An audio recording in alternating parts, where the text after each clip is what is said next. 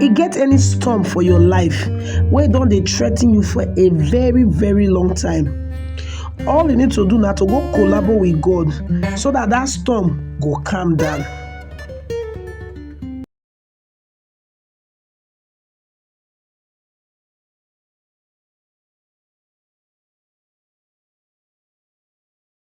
Hi guys, welcome to Favors Blog, your one-stop channel for amazing entertainment like no other. Trust me, you're gonna enjoy your time here. To be part of this amazing family, please follow us on all our social media accounts displayed on your screen right now, and do not forget to subscribe and turn on the notification bell so you'll be one of the first persons to get notified whenever we drop any new video.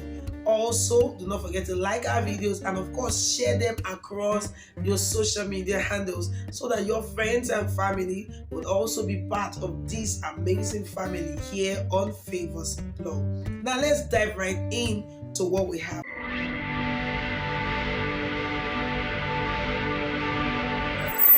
I welcome you to another edition of Open Heavens Daily Devotional for today will be Tuesday, the 7th of March 2023. Our topic today now the storm stiller. And our Bible reading, it come from the book of Mark chapter 4 from verse 35 go reach 41. Our memory verse for today, now Mark chapter 4 verse 39. Where it tell us to say, and Jesus called get up. He called warn the wind well. God tell the sea say, calm down, bring your mind down. The wind called cease, everywhere called calm. Make we enter today's message. Storm na wahala wey be like say e big and e dey press person so tey one person no fit resolve am at all.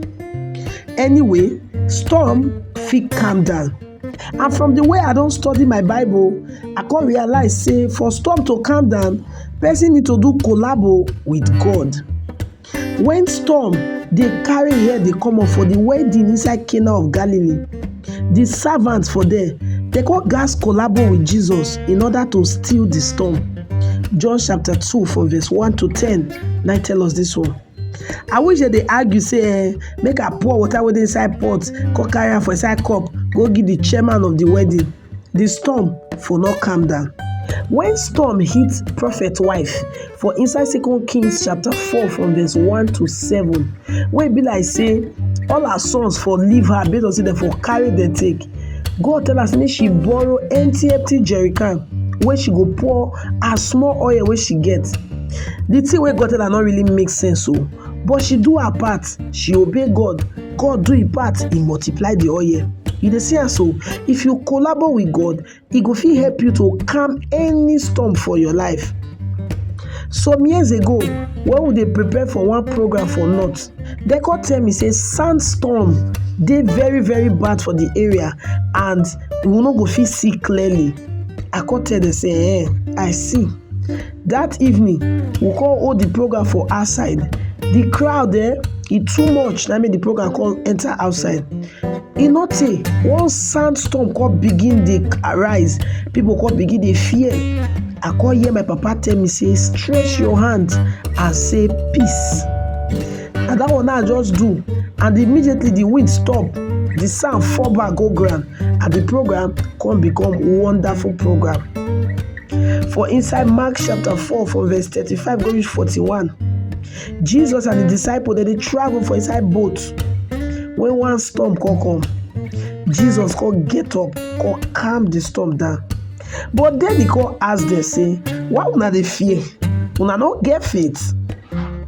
E get any storm for inside your life wey don threaten you for a very long time? The question now to you be say, why you dey fear? You no get faith?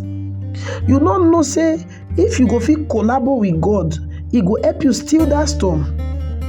All you need to do now to go to God in prayer, and you go stay for his presence until he tell you wetin to do to still that storm. Anybody wey say I be man of God or I be woman of God no supposed to dey fear any storm at all. All you need to do na to just speak peace to the storm in the name of Jesus, and everywhere go calm like say nothing even dey happen before. Our prayer point for today na, Father, abeg tell me wetin I go do to take steal this kasala for my life and family in Jesus' name. Amen. As you dey pray this prayer, may you call the name of that storm where you dey go through. Tell God make He help you, show you wetin you go do to take steal the storm for inside your life. Now, Pastor E.A. Adeboye, wey be the General Overseer of the Redeemed Christian Church of God, na him write this Open Heavens daily devotional. God bless you.